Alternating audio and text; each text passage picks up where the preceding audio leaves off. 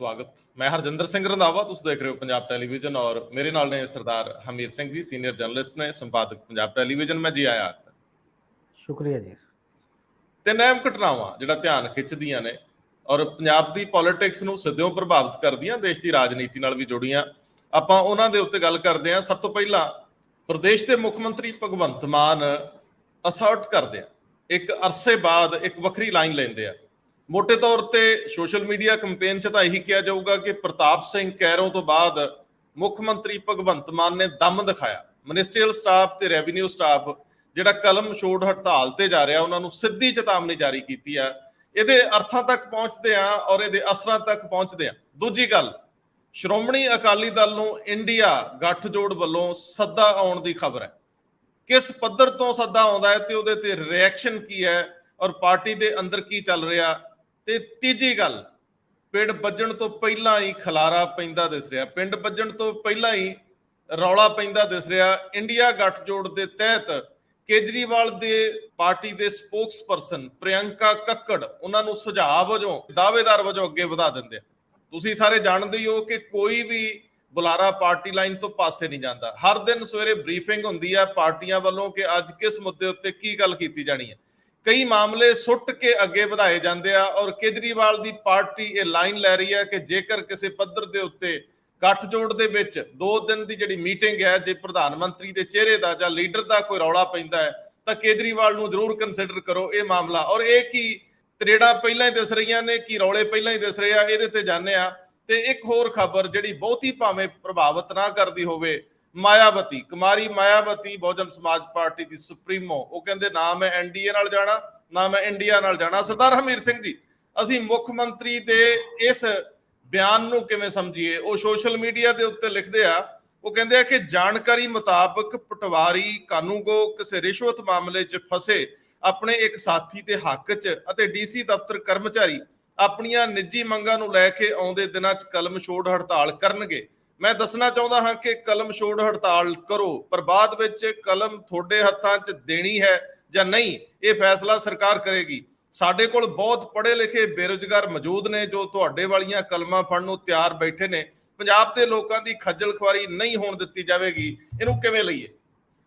ਅਸਲ ਦੇ ਵਿੱਚ ਪਿਛਲੇ ਕਾਫੀ ਸਮੇਂ ਤੋਂ ਇੱਕ ਪ੍ਰਭਾਵ ਬਣਿਆ ਹੋਇਆ ਲਗਾਤਾਰ ਕਿ ਜਿਹੜੇ ਬਿਊਰੋਕਰੇਟ ਨੇ ਤੇ ਜਿਹੜੇ ਮੁਲਾਜ਼ਮ ਨੇ ਤੇ ਜਿਹੜੇ ਆਰਗੇਨਾਈਜ਼ਡ ਸੈਕਸ਼ਨ ਹੈ ਸੋਸਾਇਟੀ ਦਾ, ਉਹਦੇ ਖਿਲਾਫ ਕਾਰਵਾਈ ਕਰਨ ਤੋਂ ਸਰਕਾਰ ਝਿਜਕਦੀ ਰਹੀ ਹੈ। ਜਿਵੇਂ ਵੀ ਜਿਹੜਿਆਂ ਦੇ ਕੇਸ ਵੀ ਆਉਂਦੇ ਰਹੇ, ਉਹ ਵੀ ਕਿਸੇ ਨਾ ਕਿਸੇ ਰੂਪ ਦੇ ਵਿੱਚ ਆਈਏਐਸ ਵੀ ਹੜਤਾਲ ਦੀ ਧਮਕੀ ਦੇ ਕੇ ਚਲੇ ਗਏ ਇਕੱਠੇ ਹੋ ਕੇ ਵੀ ਇਹਨਾਂ ਦੇ ਖਿਲਾਫ ਕਾਰਵਾਈ ਨਹੀਂ ਕਰਨੀ।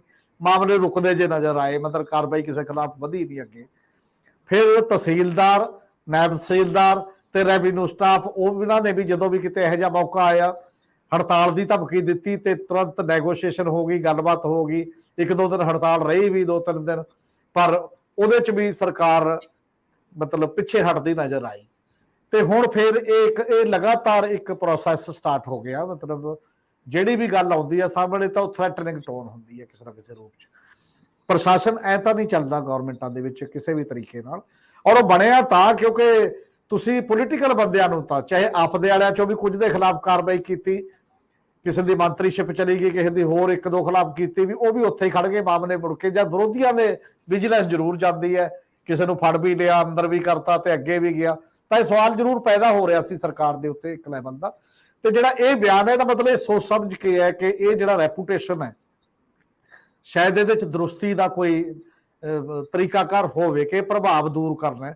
ਜੇਕਰ ਐਸੇ ਤਰੀਕੇ ਨਾਲ ਗੱਲ ਕਹਿਣ ਦਾ ਮਤਲਬ ਇਹੀ ਹੈ ਫਿਰ ਸਿੱਧਾ ਥ੍ਰੈਟਿਕ ਕਿ ਜੇ ਤੁਸੀਂ ਹੜਤਾਲ ਤੇ ਜਾਣਾ ਜਾਓ, ਸਰਕਾਰ ਫੈਸਲਾ ਕਰੂਗੀ। ਚੇਤਾਵਨੀ ਉਹਦੇ ਪਿੱਛੇ ਲੁਕੀ ਵੀ ਇਹੀ ਹੈ ਕਿ ਅਸੀਂ ਨਵੇਂ ਵੀ ਰੱਖ ਸਕਦੇ ਹਾਂ। ਜਿਵੇਂ ਇੱਕ ਪੁਰਾਣੇ ਇਤਿਹਾਸ 'ਚ ਇੱਕੋ ਹੀ ਗੱਲ ਮਿਲਦੀ ਹੈ ਉਸ ਲੈਵਲ ਦੀ, ਕਹਿੰਦੇ ਪਟਵਾਰੀਆਂ ਨੇ ਹੜਤਾਲ ਕੀਤੀ ਤੇ ਕੈਰੋ ਸਾਹਿਬ ਕਹਿੰਦੇ ਨੇ ਅੱਛਾ ਤੁਹਾਨੂੰ ਤਨਖਾਹ ਵੀ ਮਿਲਦੀ ਹੈ, ਮੈਨੂੰ ਤਾਂ ਲੱਗਦਾ ਸੀ ਵੀ ਤੁਸੀਂ ਵੈਸੇ ਹੀ ਕਿਸਾਨਾਂ ਤੋਂ ਹੀ ਆ ਗੁੜ ਭੇਡੀ ਲੈ ਕੇ ਇੱਧਰ ਉੱਧਰ ਦਾ ਕੰਮ ਠੀਕ ਕਰ ਲੈਂਦੇ ਹੋ ਆਪਣਾ, ਤੇ ਇਹਨਾਂ ਨੂੰ ਹਟਾ ਦਿਓ ਜੀ, ਬਾਅਦ ਦੇ ਵਿੱਚ ਮੁਕੱਦਮਾ ਦੇਖੀ ਜਾਊਗੀ, ਆਪਾਂ ਬਾਅਦ 'ਚ ਕਰਾਂਗੇ ਹੋਰ ਸਾਰੇ। ਪਰ ਮੇਰਾ ਖਿਆਲ ਹੈ ਹੁਣ ਇੱਕ ਗੱਲ ਇਹ ਹੈ ਵੀ ਚੀਫ ਮਿਨਿਸਟਰ ਨੇ ਇਹ ਕਿਹਾ ਕਿ ਇਹਦੇ ਨਾਲ ਮਾਮਲਾ ਦਰੁਸਤ ਹੋ ਜਾਊਗਾ ਜਾਂ ਉਹਨਾਂ ਨੂੰ ਨਵੀਂ ਚੁਣੌਤੀ ਦਾ ਸਾਹਮਣਾ ਹੋ ਜਾਊਗਾ। ਕੀ ਫਿਰ ਉਹ ਉਸ ਲੈਵਲ ਤੇ ਐਕਸ਼ਨ ਕਰ ਪਾਉਣਗੇ ਅੱਗੇ? ਆਪਣਾ ਕਹਿਣੀ ਤੇ ਕਰਨੀ ਦੇ ਵਿੱਚ ਵੀ ਉਹਨੂੰ ਸੁਮੇਲ ਦੇ ਤੌਰ ਤੇ ਢਾਲ ਸਕਣਗੇ ਤਾਂ ਕਿ ਸਾਰੇ ਪ੍ਰਸ਼ਾਸਨਿਕ ਅਧਿਕਾਰੀਆਂ ਨੂੰ ਅੱਗੇ ਤੋਂ ਇਹ ਗੱਲ ਹੋ ਜੇ ਵੀ ਨਹੀਂ ਜੀ ਇਹ ਗੱਲ ਹੁਣ ਪ੍ਰਵਾਨ ਕਰਨ ਯੋਗ ਨਹੀਂ ਹੈ। ਵੈਸੇ ਜੇਕਰ ਦੂਜੀ ਗੱਲ ਦੇਖੀ ਜਾਏ, ਕਿਸੇ ਦਾ ਕਲਮ ਛੋੜ ਹੜਤਾਲ ਕਰਨਾ, ਕਿਸੇ ਦਾ ਹੜਤਾਲ ਕਰਨਾ, ਕਿਸੇ ਦਾ ਇੱਕ ਛੁੱਟੀ ਰਹਿ ਦੇਣਾ ਸਮੂਹਿਕ, ਇਹ ਵੀ ਕਾਨੂੰਨ ਨੇ ਹੱਕ ਦਿੱਤੇ ਹੋਏ ਨੇ ਫਿਲਹਾਲ ਹਜੇ ਤੱਕ। ਔਰ ਉਹ ਨੋਟਿਸ ਦਿੰਦਾ, ਨੋਟਿਸ ਦੇ ਕੇ ਜੇਕਰ ਉਹਦੇ ਤੋਂ ਉਹਦੀ ਅਵਗਿਆ ਕਰਕੇ ਕਰਦਾ ਕਿ ਬਿਨਾਂ ਨੋਟਿਸ ਅੱਜੇ ਹੜਤਾਲ ਕਰ ਰਿਹਾ, ਮੈਂ ਕੱਲ ਕੁਛ ਕਰ ਰਿਹਾ ਫਲਾਨਾ, ਉਹਦੇ ਨਾਲ ਚੀਫ ਮਿਨਿਸਟਰ ਨੇ ਨਜਿੱਠ ਲਿਆ। ਮੈਨੂੰ ਲੱਗਦਾ ਕਾਨੂੰਨੀ ਰਾਏ ਦੇ ਵਿੱਚ ਸਰਕਾਰ ਅਜੇ ਸਾਰੇ ਮਾਮਲਿਆਂ 'ਚ ਫਸਦੀ ਜਾ ਰਹੀ ਹੈ, ਵੀਕ ਹੈ। ਔਰ ਜੇ ਇੱਕ ਦਿਨ ਵੀ ਐਕਸ਼ਨ ਕਰੂ, ਅਗਲੇ ਦਿਨ ਕੋਰਟ ਬਹਾਲ ਕਰ ਦੇਣਗੇ, ਫਿਰ ਤੁਹਾਡੀ ਕੀ ਰਹੇਗੀ, ਤੁਹਾਡੀ ਰਿਟ ਦਾ ਬਣੂਗਾ ਕੀ ਤੁਸੀਂ ਉਹ ਖਾਕਾ ਪੂਰਾ ਤਿਆਰ ਕਰ ਲੋਗੇ ਜਿਹਦੇ ਨਾਲ ਇਹ ਪੂਰਾ ਕੇਸ ਬਣ ਸਕੇ ਕਿ ਸਮੂਹਿਕ ਤੌਰ ਤੇ ਆਏ ਫੈਸਲੇ ਲੈ ਲਏ ਜਾਂਦੇ ਨੇ, ਸਰਕਾਰ ਇੱਕ ਕਲਮ ਨਾਲ ਸਾਰੀਆਂ ਚੀਜ਼ਾਂ। ਕੀ ਉਹ ਲਾ ਪਾਸ ਕਰ ਲਿਆ ਤੁਸੀਂ ਅਸੈਂਬਲੀ ਦੇ ਵਿੱਚ ਆ ਕੇ, ਹਜੇ ਉਹ ਲਾ ਅਮੈਂਡ ਕਰ ਲਿਆ ਕਿ ਜਿਹੜਾ ਸਾਡੇ ਬਿਨਾਂ ਪੁੱਛੇ ਐ ਜਾਏਗਾ ਤੇ ਅੱਗੇ ਨੂੰ ਅਸੀਂ ਉਹਨੂੰ ਹਟਾ ਵੀ ਸਕਦੇ ਹਾਂ, ਕਲਮ ਦੂਜੇ ਦੇ ਹੱਥ 'ਚ ਫੜਾ ਸਕਦੇ ਹਾਂ ਕਿਸੇ ਦੀ ਬਜਾਏ? ਇਹ ਸਾਰੇ ਸਵਾਲ ਅਜੇ ਕਾਫੀ ਸਵਾਲ ਹੋਣਗੇ ਅੱਗੇ। ਕਹਿਣੀ ਦੇ ਤੌਰ ਤੇ ਦਬਕਾ ਨਹੀਂ ਗੱਲਾਂ ਚੱਲਦਾ, ਦਬਕਾ ਉਨਾ ਮਾਰੋ ਜਿੰਨਾ ਪੁਗਾ ਸਕਦੇ ਹੋ। ਜੇ ਕਈ ਵਾਰ ਜ਼ਿਆਦਾ ਵੱਡਾ ਦਬਕਾ ਮਾਰ ਦੋ, ਪੁਗਾ ਨਾ ਸਕੋ, ਉਹ ਕਹਿੰਦੇ ਨੇ ਉਦੋਂ ਵੀ ਖਤਰਨਾਕ ਹੋ ਜਾਂਦਾ ਹੈ ਬੜੀ ਵਾਰ। ਜਿਹੜੇ ਪੜ੍ਹੇ ਲਿਖੇ ਨੇ ਨਾ ਬੰਦੇ, ਆਰਗੇਨਾਈਜ਼ ਨੇ ਉਹ ਯੂਨੀਅਨਾਂ 'ਚ ਆਪਣੀਆਂ 'ਚ, ਉਹਨਾਂ ਨੂੰ ਕਾਨੂੰਨ ਆਪਣੇ ਪੱਖ 'ਚ ਭੁਗਤਾਉਣਾ ਵੀ ਆਉਂਦਾ ਹੈ। ਉਹਨਾਂ ਕੋਲ ਇੱਕ ਯੂਨਿਟੀ ਹੈ, ਇੱਕ ਪੈਸਾ ਹੈ, ਆਪਦੇ ਵੱਡੇ ਵਕੀਲ ਕਰਕੇ ਹਾਈ ਕੋਰਟਾਂ ਤੱਕ ਜਾਣ ਦੀ ਵੀ ਸਮਰੱਥਾ ਹੈ। ਉਹਨਾਂ ਨੂੰ ਤੁਸੀਂ ਅਨਆਰਗੇਨਾਈਜ਼ਡ ਖੇਤਰ ਦੇ ਸਧਾਰਨ ਬੰਦੇ, ਕਿਸਾਨ, ਮਜ਼ਦੂਰ ਤੇ ਬਾਕੀ ਦੀ ਤਰ੍ਹਾਂ ਨਾ ਲਓ, ਤੇ ਉਹ ਚੈਲੰਜ ਕਰਨਾ ਜਾਣਦੇ ਨੇ ਅਦਾਲਤੀ ਪੈਟਰਨ ਦੇ ਵਿੱਚ। ਤੁਹਾਡੇ ਮਾਮਲੇ ਦੇ ਵਿੱਚ ਇਹ ਵੀ ਇੱਕ ਪਾਸਾ ਆਊਗਾ। ਪਰ ਇੱਕ ਗੱਲ ਜ਼ਰੂਰ ਹੈ ਕਿ ਜੇਕਰ ਤੁਸੀਂ ਇਸ ਢੰਗ ਨਾਲ ਕਰੋਗੇ, ਇਹ ਜਥੇਬੰਦੀਆਂ ਨੂੰ ਵੀ ਮੇਰੇ ਖਿਆਲ ਨਾਲ ਬੁਲਾ ਕੇ ਚੀਫ ਮਿਨਿਸਟਰ ਨੂੰ ਮੀਟਿੰਗ ਕਰਨ ਦਾ ਕੁਐਸਚਨ ਹੈ, ਜਿਵੇਂ ਲਛਮਣ ਸਿੰਘ ਗਿੱਲ ਨੇ ਕੀਤਾ ਸੀ। ਲਛਮਣ ਸਿੰਘ ਗਿੱਲ ਦਾ ਦੱਸਿਆ ਜਾਂਦਾ, ਸਾਰੇ ਲੋਕ ਗਵਾਹ ਨੇ ਜਿਹੜੇ ਪੁਰਾਣੇ ਉੱਥੇ, ਕਹਿੰਦੇ ਉਹਨਾਂ ਨੇ ਮੁਲਾਜ਼ਮ ਲੀਡਰਾਂ ਨੂੰ ਬੁਲਾਇਆ ਪਹਿਲੇ ਦਿਨ ਹੀ। ਹਾਲਾਂਕਿ 8 ਮਹੀਨੇ ਚੱਲੀ ਸਰਕਾਰ ਦਾ, ਤੁਸੀਂ ਕ੍ਰਿਸ਼ਮਾ ਦੇਖੋ, ਵੱਡੇ ਵੱਡੇ ਕੰਮ ਕੀਤੇ, ਵੀ ਤੁਹਾਡੀਆਂ ਮੇਜਰ ਮੰਗਾਂ ਦੱਸੋ 2 ਜਾਂ 3 ਕੀ ਨੇ, ਇਦੋਂ ਬਾਹਲੀਆਂ ਨਹੀਂ, ਇੰਨੀਆਂ ਤਾਂ ਬਹੁਤ ਹੋਣਗੀਆਂ ਬਥੇਰੀਆਂ, 2 ਜਾਂ 3 ਦੱਸੋ ਕੀ ਨੇ। ਉਹ ਕਹਿੰਦੇ ਉਹਨਾਂ ਨੇ 2-3 ਜਿਹੜੀਆਂ ਦੱਸਿਆ, ਇੱਕ ਡੀਏ ਦੀ ਕਿਸ਼ਤ, ਉਹਦੇ ਨਾਲ ਮਹਿੰਗਾਈ ਨਾਲ ਜੋੜ ਦਿਓ ਪਰਮਾਨੈਂਟ, ਜਿਹੜੀਆਂ ਬਾਕੀ ਚੀਜ਼ਾਂ ਉਸ ਲੈਵਲ ਦੇ ਹੁੰਦੀਆਂ ਨੇ, ਇਹ ਵੀ ਉਹਨਾਂ 'ਚ ਇੱਕ ਮੇਜਰ ਮੰਗ ਸੀ ਉਸ ਪੱਧਰ ਦੇ ਉੱਤੇ। ਬਾਕੀ ਉਹਨਾਂ ਨੇ ਉਹ ਮੰਨ ਕੇ ਨਾ, ਜਿਹੜਾ ਤੇ ਤਨਖਾਹ ਕਮਿਸ਼ਨ ਦੀਆਂ ਬਾਕੀ ਗੱਲਾਂ, ਉਦੋਂ ਬਾਅਦ ਉਹਨਾਂ ਨੂੰ ਕਹਿਤਾ ਵੀ ਜਿਹੜਾ 9 ਦੀ ਬਜਾਏ 9.25 ਆਇਆ, ਕਿਸੇ ਦਾ ਕੋਈ ਸਸਪੈਂਸ਼ਨ ਨਹੀਂ, ਟਰਮੀਨੇਸ਼ਨ ਹੋਏਗੀ। ਤੇ ਜਿਹਦੀਆਂ ਫਾਈਲਾਂ ਭਰੀਆਂ ਰਹੀਆਂ, ਡੈਸਕਾਂ ਤੇ ਫਾਈਲ ਕਲੀਅਰ ਨਾ ਹੋਈ, ਤਾਂ ਕਾਰਵਾਈ ਸਿੱਧੀ ਹੋਏਗੀ 311 ਆਰਟੀਕਲ ਦੇ ਤਹਿਤ, ਜਿਹੜਾ ਗਵਰਨਮੈਂਟ ਨੂੰ ਨਾਕਾਬਲ ਦਿਖਾ ਕੇ ਉਹਨੂੰ ਟਰਮੀਨੇਟ ਕਰਨ ਦਾ ਰਾਈਟ ਹੈ ਕਿ ਇਹ ਇਨਕੰਪੀਟੈਂਟ ਬੰਦਾ ਹੈ ਤੇ ਅਸੀਂ ਨਹੀਂ ਇਹਦੇ ਤੋਂ ਉਹ ਕਰ ਸਕਦੇ। ਉਹ ਕਹਿੰਦੇ ਜੀ ਕੰਮ ਦਰੁਸਤ ਹੋਣਾ ਸ਼ੁਰੂ ਹੋ ਗਿਆ ਟੋਟਲੀ, ਤੇ ਕੰਮ 8 ਮਹੀਨਿਆਂ 'ਚ ਜਿੰਨੇ ਹੋਏ, ਉਹ ਰਾਜ ਭਾਸ਼ਾ ਦਾ ਦਰਜਾ ਦਿਵਾਉਣਾ ਹੋਵੇ ਵਿਧਾਨ ਸਭਾ ਦੇ ਵਿੱਚ, ਉਹ ਬਿਜਲੀ ਪਿੰਡਾਂ 'ਚ ਪਹੁੰਚਾਉਣ ਦਾ ਸਿਲਸਿਲਾ ਸ਼ੁਰੂ ਹੋਵੇ, ਲਿੰਕ ਰੋਡ ਦਾ ਸਿਲਸਿਲਾ ਸ਼ੁਰੂ ਹੋਵੇ, ਜਿੰਨੇ ਕੰਮ ਉਹਨਾਂ ਦੇ ਨਾਲ 8 ਮਹੀਨਿਆਂ ਦੇ ਲੱਗਦੇ ਨੇ ਨਾ। ਤੇ ਭਗਵੰਤ ਮਾਨ ਨੂੰ ਵੀ 1.25 ਸਾਲ ਹੋ ਗਿਆ, ਉਹਨੇ ਕੰਮ ਤਾਂ ਨਜ਼ਰ ਅਜੇ ਨਹੀਂ ਆ ਰਹੇ, ਪਰ ਉਹਨਾਂ ਤੋਂ ਸਿੱਖਣ ਆਣਾ। ਜਿਵੇਂ ਕਹਿੰਦੇ ਨੇ ਆਮ ਆਪਣੇ ਪੰਜਾਬੀ 'ਚ ਕਹਾਵਤ ਆ ਵੀ ਸਾਰਿਆਂ ਨੂੰ ਥ੍ਰੈਟ ਨਹੀਂ ਦੇਈਦਾ, ਕੌਮ ਮਾਰ ਕੇ ਟੰਗ ਦੇਈਦਾ, ਵੱਡੇ ਤੋਂ ਵੱਡਾ ਪਾਵਰਫੁਲ ਇੱਕ ਅੱਧਾ ਟੰਗਦੀਆਂ ਨੇ, ਇੱਕਾ ਦੁੱਕਾ, ਤਾਂ ਕਿ ਦੂਜਿਆਂ ਨੂੰ ਕੰਨ ਹੋ ਜਾਂਦੇ ਨੇ, ਤੇ ਦੂਜੇ ਉਸ ਲੈਵਲ ਤੇ ਸਾਰਿਆਂ ਨੂੰ ਇਹ ਹੋ ਜਾਂਦਾ ਵੀ ਇਹ ਕੋਈ ਬਰਦਾਸ਼ਤ ਕਰਨ ਯੋਗ ਗੱਲ ਨਹੀਂ। ਅਜੇ ਉਹ ਡਿਸਾਈਸਿਵ ਫੈਸਲਾ ਆਉਣਾ ਹੈ ਜਿੱਦਣ ਵੱਡੇ ਬਿਊਰੋਕਰੇਟ ਚੋਂ, ਵੱਡੇ ਪੁਲਿਸ ਅਫਸਰ ਚੋਂ, ਵੱਡੇ ਕਿਸੇ ਹੋਰ ਅਧਿਕਾਰੀਆਂ ਚੋਂ ਇੱਕ ਉਵੇਂ ਟੰਗਿਆ ਜਾਊਗਾ ਨਾ, ਜਿਵੇਂ ਸਾਬਤ ਕਰਕੇ ਤੇ ਟਰਮੀਨੇਟ ਹੋਏਗਾ ਉਸ ਸਰਵਿਸ ਤੋਂ, ਇਹਨਾਂ ਗੱਲਾਂ ਕਰਕੇ ਕਿ ਉਹ ਕਰਪਟ ਸੀ ਜਾਂ ਬਾਕੀ ਸੀ। ਅਜੇ ਉਹ ਜਾਂਚ ਕਰਕੇ ਉਧਰਲਾ ਫੈਸਲਾ ਹੋਣਾ ਹੈ। ਜਿੱਦਣ ਉਹ ਆ ਗਿਆ, ਸ਼ਾਇਦ ਮੈਸੇਜ ਕਲੀਅਰ ਚਲਾ ਜਾਏਗਾ ਕਿਸੇ ਨਾ ਕਿਸੇ ਰੂਪ 'ਚ। ਤੁਹਾਨੂੰ ਯਾਦ ਹੀ ਹੋਣਾ ਹੈ ਦੋਸਤੋ, ਜਦੋਂ ਰੌਲਾ ਪੈ ਗਿਆ ਸੀ PSIEC ਦਾ, ਉਹ ਜਿਹੜੇ ਇੰਡਸਟਰੀਅਲ ਪਲਾਟ ਸੀ ਉਹਨਾਂ ਦੇ ਉੱਤੇ, ਤਾਂ ਇੱਕ IS ਅਫਸਰ ਦਾ ਨਾਂ ਸ਼ੁਰੂਆਤੀ ਜਾਂਚ ਵਿੱਚ ਆ ਗਿਆ। ਉਸ ਤੋਂ ਬਾਅਦ IS ਅਫਸਰਾਂ ਦੀ ਲੌਬੀ ਨੇ ਲੌਬਿੰਗ ਸ਼ੁਰੂ ਕਰਤੀ, ਔਰ ਉਹਨਾਂ ਦੇ ਪ੍ਰਧਾਨ ਸਾਹਿਬ ਵੀ ਮੁੱਖ ਮੰਤਰੀ ਸਾਹਿਬ ਦੇ ਪ੍ਰਿੰਸੀਪਲ ਸੈਕਟਰੀ ਸੀਗੇ। ਔਰ ਹੁਣ ਇਸੇ ਹੀ ਸਮਾਨਾਂਤਰ ਉਹਨਾਂ ਹੀ ਦਿਨਾਂ ਦੇ ਵਿੱਚ ਇੱਕ RTA ਫੜ ਲਿਆ ਸੀ ਵਿਜੀਲੈਂਸ ਨੇ, ਤੇ ਸਮੁੱਚੇ ਤੌਰ ਤੇ PCS ਅਫਸਰ ਐਸੋਸੀਏਸ਼ਨ ਵੱਲੋਂ ਦਿੱਤੇ ਸਾਦੇ ਤੇ ਮਾਸਲੀਪ ਤੇ ਚਲੇ ਗਏ। ਤੇ ਉਹਨਾਂ ਦਿਨਾਂ ਦੇ ਵਿੱਚ ਭਾਵੇਂ ਉਹ ਜਦੋਂ ਜੇ ਸਟ੍ਰਾਈਕ ਖਤਮ ਹੋਈ, ਆਪਸ ਵਿੱਚ ਸਹਿਮਤੀ ਬਣੀ, ਬਾਅਦ ਦੇ ਵਿੱਚ ਥ੍ਰੈਟ ਵੀ ਦਿੱਤਾ ਵੀ ਜੇ 12 ਵਜੇ ਤੱਕ ਤੁਸੀਂ ਜਾਂ ਇੰਨੇ ਵਜੇ ਤੱਕ ਜੇ ਜੁਆਇਨ ਨਹੀਂ ਕਰਦੇ ਤਾਂ ਤੁਹਾਨੂੰ ਮੁਸ਼ਕਲ ਦਾ ਸਾਹਮਣਾ ਕਰਨਾ ਪੈ ਸਕਦਾ। ਪਰ ਸਵਾਲ ਇਹ ਹੈ ਕਿ ਉਸ ਤੋਂ ਬਾਅਦ ਕਾਰਵਾਈਆਂ ਰੁਕੀਆਂ, ਉਹ IS ਅਫਸਰ ਬਾਰੇ ਅਜੇ ਤੱਕ ਕੋਈ ਕਿਸੇ ਨੇ ਕੁਝ ਨਹੀਂ ਸੁਣਿਆ। ਸਵਾਲ ਇਸ ਗੱਲ ਦਾ ਹੈ ਕਿ ਕੀ ਮੁੱਖ ਮੰਤਰੀ ਆਪਣੇ ਲਫ਼ਜ਼ਾਂ ਤੇ ਕਾਇਮ ਰਹਿਣਗੇ? ਲੰਘੇ ਦਿਨ ਸਰਦਾਰ ਹਮੀਰ ਸਿੰਘ ਜੀ, ਜਦੋਂ ਸੁਣਵਾਈ ਹੋ ਰਹੀ ਸੀਗੀ ਮਾਣਯੋਗ ਹਾਈ ਕੋਰਟ ਦੇ ਵਿੱਚ ਪੰਚਾਇਤਾਂ ਵਾਲੇ ਫੈਸਲੇ ਨੂੰ, ਜਿਹੜੀਆਂ ਪੰਚਾਇਤਾਂ 29A ਦੇ ਤਹਿਤ ਤੋੜੀਆਂ ਗਈਆਂ ਨੇ, ਭੰਗ ਕੀਤੀਆਂ ਗਈਆਂ ਨੇ, ਤੁਸੀਂ ਪਿਛਲੇ ਪ੍ਰੋਗਰਾਮ ਦੇ ਵਿੱਚ ਵੀ ਜ਼ਿਕਰ ਕੀਤਾ ਸੀ ਕਿ ਗਵਰਨਮੈਂਟ ਕਰ ਨਹੀਂ ਸੀ ਸਕਦੀ ਐਵੇਂ। ਔਰ ਇਸ ਸੰਬੰਧੀ ਅਕਾਲੀ ਦਲ ਦੇ ਗੁਰਜੀਤ ਸਿੰਘ ਤਲਵੰਡੀ ਵੱਲੋਂ ਜਿਹੜੀ ਪਟੀਸ਼ਨ ਪਾਈ ਗਈ, ਉਹਨਾਂ ਦੇ ਐਡਵੋਕੇਟ ਬਲਤੇਜ ਸਿੰਘ ਸਿੱਧੂ ਜਦੋਂ ਉਹ ਆਪਣੀ ਤਰਕ ਦਿੰਦੇ ਆ, ਜਿਹੜੇ ਸਾਨੂੰ ਸੋਰਸਸ ਤੋਂ ਪਤਾ ਲੱਗਿਆ ਅੰਦਰੋਂ, ਔਰ ਤੁਹਾਡੇ ਵੀ ਉੱਥੇ ਆਪਣੀ ਗੱਲ ਹੋਈ ਆ ਸੋਰਸਸ ਨਾਲ, ਕਿ ਜਦੋਂ ਚੀਫ ਜਸਟਿਸ ਸਾਹਿਬ ਦੇ ਸਾਹਮਣੇ ਇਹ ਮਾਮਲਾ ਆਉਂਦਾ ਹੈ, ਸਰਕਾਰ ਦੀ ਕਾਰਗੁਜ਼ਾਰੀ ਦਾ ਮਾਮਲਾ ਹੈ, ਫੈਸਲੇ ਲੈਣ ਦੀ ਗੱਲ ਆ, ਜਦੋਂ ਇਹ ਮਾਮਲਾ ਉਹਨਾਂ ਕੋਲ ਆਉਂਦਾ ਹੈ ਤਾਂ ਇਹ 29A ਤਹਿਤ ਭੰਗ ਕਰ ਹੀ ਨਹੀਂ ਸਕਦੇ, ਇਹ ਮਾਮਲਾ ਵਿਚਾਰਤੀ ਨਾ ਆਉਂਦਾ। ਹੁਣ ਇਹਦੇ ਉੱਤੇ ਹੀ ਅਗਲੀ ਗੱਲ ਤੁਰਨੀ ਸੀ, ਨਾਲ ਹੀ ਬਹਿਸ ਚੱਲ ਗਈ ਕਿ ਜਿਹੜੀ ਪਲੀ ਗਵਰਨਮੈਂਟ ਨੇ ਲਈ ਕਿ ਫੰਡਸ ਦਾ ਮਿਸਯੂਜ਼, ਕਿ ਜੇਕਰ ਇਹ ਅਹੁਦੇ ਤੇ ਬਣੇ ਰਹਿੰਦੇ ਆ, ਇਹਨਾਂ ਨੂੰ ਭੰਗ ਨਹੀਂ ਕਰਦੇ, ਤਾਂ ਜਿਹੜੇ ਪੈਸੇ ਖਾਤਿਆਂ 'ਚ ਪਏ ਆ ਉਹਨਾਂ ਦੀ ਦੁਰਵਰਤੋਂ ਕਰਕੇ ਫਿਰ ਮੁੜ ਕੇ ਚੋਣ ਜਿੱਤਣ ਲਈ ਉਸ ਪੈਸੇ ਨੂੰ ਵਰਤ ਸਕਦੇ। ਜਦੋਂ ਇਸ ਮਾਮਲੇ ਦੇ ਵਿੱਚ ਬਲਤੇਜ ਸਿੰਘ ਸਿੱਧੂ ਦੀ ਪਲੀ ਸੀ, ਦਲੀਲ ਸੀ, ਤਰਕ ਸੀ, ਤਾਂ ਜਸਟਿਸ ਸਾਹਿਬ ਦਾ ਬਣਦਾ ਹੀ ਸੀਗਾ ਕਿ ਜੇਕਰ ਤੁਸੀਂ ਐਵੇਂ ਹੀ ਅੱਗੇ ਵਧਣਾ ਹੈ ਤਾਂ ਫਿਰ ਕੀ ਅਸੈਂਬਲੀ ਤੇ ਲਾਗੂ ਨਹੀਂ ਹੁੰਦਾ? ਕਿ 6 ਮਹੀਨੇ ਰਹਿੰਦੇ ਆ ਜਦੋਂ ਤੱਕ ਇਲੈਕਸ਼ਨ ਅਨਾਉਂਸ ਹੋਣੀ ਆ ਤਾਂ ਤੁਸੀਂ ਫੰਡਸ ਦੀ ਦੁਰਵਰਤੋਂ ਨਹੀਂ ਕਰੋਗੇ? ਜਦੋਂ ਇਹ ਤਰਕ ਆਉਂਦਾ ਹੈ ਐਡਵੋਕੇਟ ਵੱਲੋਂ, ਪਟੀਸ਼ਨਰ ਦੇ ਐਡਵੋਕੇਟ ਵੱਲੋਂ, ਕਿ ਫਿਰ ਤਾਂ ਸਰਕਾਰਾਂ ਵੀ ਪਹਿਲਾਂ ਭੰਗ ਹੋਣੀਆਂ ਚਾਹੀਦੀਆਂ। ਮੈਂ ਤੁਹਾਡੇ ਤੋਂ ਇੱਥੇ ਵੀ ਸਮਝਣਾ ਚਾਹੁੰਦਾ ਹੈ, ਮੁੱਖ ਮੰਤਰੀ ਸਾਹਿਬ ਜਦੋਂ ਅੱਜ ਇਹ ਗੱਲ ਕਹਿ ਰਹੇ, ਕੱਲ ਨੂੰ ਇਹ ਕੋਰਟਾਂ 'ਚ ਵੀ ਮਾਮਲੇ ਫਸਣਗੇ, ਸੋ ਸਰਕਾਰ ਨੂੰ ਥੋੜਾ ਜਿਹਾ ਸੰਭਲ ਕੇ ਔਰ ਆਪਣੇ ਕਾਨੂੰਨੀ ਮਸ਼ੀਰ ਜਿਹੜੇ ਉਹਨਾਂ ਤੋਂ ਸਲਾਹ ਲੈ ਕੇ, ਪਤਾ ਲੱਗਿਆ ਕਿ ਕੱਲ ਐਡਵੋਕੇਟ ਜਨਰਲ ਪਹੁੰਚੇ ਉੱਥੇ ਕੋਰਟ ਦੇ ਵਿੱਚ ਪਹੁੰਚੇ, ਉਹਨਾਂ ਨੇ ਕਿਹਾ ਕਿ ਅਸੀਂ ਇਹਦੇ ਉੱਤੇ ਤੁਹਾਨੂੰ ਜਵਾਬ ਦੇਵਾਂਗੇ ਔਰ ਇਹ ਜਵਾਬ ਕੱਲ ਨੂੰ ਆਉਣਾ ਹੈ, ਕੱਲ ਨੂੰ ਫਿਰ ਕੋਰਟ ਲੱਗਣੀ ਹੈ, ਫੈਸਲਾ ਕੀ ਆਉਂਦਾ ਫਿਰ ਤਾਂ ਦੇਖਿਆ ਜਾਊਗਾ। ਪਰ ਸੋਰਸਸ ਨੇ ਦੱਸਿਆ ਕਿ ਸ਼ੀਸ਼ਾ ਵਿਖਾਤਾ। ਸੋ ਇਹੋ ਜੀ ਰੌਚਕ ਸਥਿਤੀ ਦੇ ਵਿੱਚ ਤੁਸੀਂ ਇਹਦੇ ਤੇ ਕੋਈ ਜ਼ਰੂਰ ਵਿਊ ਪੁਆਇੰਟ ਦਿਓ ਆਪਣਾ। ਨਹੀਂ, ਵੈਸੇ ਤਾਂ ਇਹ ਗੱਲ ਹੈ ਕਿ ਪਹਿਲਾਂ ਤੋਂ ਹੀ ਸਰਕਾਰ ਨੇ ਫੰਡ ਉਹਨਾਂ ਦੇ ਖਰਚਣ ਤੇ ਰੋਕ ਲਗਾ ਰੱਖੀ ਹੈ, ਪਹਿਲਾਂ ਤੋਂ ਡਿਜੋਲਵ ਕਰਨ ਤੋਂ ਪਹਿਲਾਂ। ਅਸਲ ਦੇ ਵਿੱਚ ਇਹ ਕਿਹੜੀ ਡੈਮੋਕ੍ਰੈਟਿਕ ਪ੍ਰੋਸੈਸ ਹੈ ਕਿ ਤੁਸੀਂ ਹੇਠਲੀਆਂ ਇੰਸਟੀਟਿਊਸ਼ਨ, ਜ਼ਿਲ੍ਹਾ ਪ੍ਰੀਸ਼ਦ, ਬਲਾਕ ਸਮਿਤੀ ਤੇ ਪੰਚਾਇਤਾਂ ਤੇ ਉਹਨਾਂ ਦੇ ਹੀ ਆਪਣੇ ਫੰਡ ਖਰਚ ਕਰਨ ਤੇ ਰੋਕ ਲਾ ਦਿਓ। ਇਹ ਕਿਹੜੀ ਜਮਹੂਰੀਅਤ ਦਾ ਪੈਮਾਨਾ ਹੈ? ਔਰ ਮੈਨੂੰ ਕਈ ਜ਼ਿਲ੍ਹਾ ਪ੍ਰੀਸ਼ਦ ਦੇ ਚੇਅਰਮੈਨ ਕਹਿੰਦੇ ਨੇ ਕਿ ਸਾਡੇ ਜ਼ਿਲ੍ਹਾ ਪ੍ਰੀਸ਼ਦ ਕੋਲ 8 ਕਰੋੜ ਰੁਪਇਆ ਪਿਆ, ਇੱਕ ਮੋਗੇ ਵਾਲੀ ਕੋਲ, ਕਿਸੇ ਕੋਲ ਕਿੰਨੇ ਪਏ ਨੇ, ਕਿਸੇ ਕੋਲ ਕਿੰਨੇ ਪਏ ਨੇ। ਇਹਦਾ ਮਤਲਬ ਪੈਸਾ ਜੇ ਨਹੀਂ ਖਰਚਿਆ ਜਾ ਰਿਹਾ ਤਾਂ ਲੋਕਾਂ ਦੇ ਡਿਵੈਲਪਮੈਂਟ ਦੇ ਕੰਮਾਂ ਦੀ ਜਿਹੜੀ ਤੁਸੀਂ ਬਾਰ-ਬਾਰ ਗੱਲਾਂ ਕਰ ਰਹੇ ਹੋ ਤਾਂ ਉਹ ਕਿੱਥੇ ਜਾਣਗੇ? ਫਿਰ ਉਹ ਪਿਆ ਪੈਸਾ ਰੱਖ ਲਓ ਤੁਸੀਂ, ਤੇ ਵੈਸੇ ਤੁਸੀਂ ਕਹਿੰਦੇ ਹੋ ਸਰਕਾਰ ਪਿੰਡਾਂ 'ਚੋਂ ਚੱਲੇਗੀ। ਇੱਕ ਤਾਂ ਇਹ ਹੈ, ਇਦੋਂ ਪਹਿਲਾਂ ਹੀ, ਇਹ ਨਵੀਂ ਨਹੀਂ ਗੱਲ ਕਿ ਨਵੀਂ ਰੋਕ ਲਾਈ ਹੈ, ਇਦੋਂ ਪਹਿਲਾਂ ਵੀ ਫੰਡ ਖਰਚਣ ਤੇ ਰੋਕ ਹੈ, ਪੈਸੇ ਬਚਾਉਣੇ ਨੇ, ਆਪਦੇ ਤਰੀਕੇ ਨਾਲ ਖਰਚ ਕਰਨੇ ਨੇ। ਫਿਰ ਤੁਸੀਂ ਲਾਤੇ ਪ੍ਰਬੰਧਕ ਜੀ, ਪ੍ਰਬੰਧਕ 20 ਤੋਂ ਲੈ ਕੇ 50 ਪਿੰਡਾਂ ਤੱਕ ਇੱਕ ਇੱਕ ਪ੍ਰਬੰਧਕ ਹੈ, ਕਿਤੇ 20 ਪਿੰਡਾਂ ਦਾ ਇੱਕ ਪ੍ਰਬੰਧਕ, ਕਿਤੇ 50 ਪਿੰਡਾਂ ਦਾ ਇੱਕ ਇੱਕ ਪ੍ਰਬੰਧਕ। ਕੀ ਇਹ ਪ੍ਰੈਕਟੀਕਲ ਸੰਭਵ ਹੈ? ਵੈਸੇ ਹੀ ਜੇ ਦਿਆਨਤਦਾਰੀ ਵੀ ਹੋਵੇ, ਬਾਕੀ ਗੱਲਾਂ ਛੱਡ ਦਿਓ ਕਿ ਇੰਨੇ ਪਿੰਡਾਂ ਦੇ ਡਿਵੈਲਪਮੈਂਟ ਦੇ ਕੰਮਾਂ ਦੇ ਚੈੱਕਾਂ ਤੇ ਉਹ ਦਸਤਖਤ ਕਰੂਗਾ, ਉਸ ਤਰੀਕੇ ਦੇ ਨਾਲ ਖਰਚ ਹੋਣਗੇ ਤੇ ਉਹ ਆਪਣਾ ਕੰਮ ਚਲਾਉਣਗੇ। ਔਰ ਜਿਵੇਂ ਤੁਸੀਂ ਹੁਣੇ ਜੇ ਉਹ ਪੁਰਾਣੀ ਗੱਲ ਨਾਲ ਭਗਵੰਤ ਮਾਨ ਉਹਨਾਂ ਦੀ ਨਾਲ ਜੋੜੀਏ ਕਿ ਕਰਪਸ਼ਨ ਦੇ ਮਾਮਲੇ ਤੇ ਅਸੀਂ ਆਹ ਕਰਾਂਗੇ, ਤੇ ਉਹ ਜਿਹੜੇ ਤੁਸੀਂ ਪ੍ਰਬੰਧਕ ਲਾਏ ਨੇ ਉਹ ਕਿਤੇ ਕਿਸੇ ਖਾਸ ਸਰਫ ਨਾਲ ਧੋ ਕੇ ਆਏ ਨੇ ਤੇ ਉਹ ਪੈਸੇ ਨਹੀਂ ਖਰਚ ਕਰਨਗੇ ਜਾਂ ਖਾਣਗੇ ਨਹੀਂ ਜਾਂ ਬਾਕੀ ਚੀਜ਼ਾਂ ਨੇ ਜੀ। ਇੰਨੇ ਬੰਦੇ, ਇੱਕ ਪਿੰਡ ਦੀ ਤਾਂ ਪੰਚਾਇਤ ਹੋਏਗੀ, 11 ਤੋਂ ਲੈ ਕੇ 13 ਤੱਕ ਮੈਂਬਰ ਹੁੰਦੇ ਨੇ, ਸਰਪੰਚ ਸਮੇਤ 5 ਤੋਂ ਲੈ ਕੇ ਹਰੇਕ ਪਿੰਡ ਦੇ ਆਪੋ ਆਪਣੇ, ਉਹ ਤਾਂ ਸਾਰੇ ਇਕੱਠੇ ਖਰਚ ਕਰਨਗੇ ਨਾ।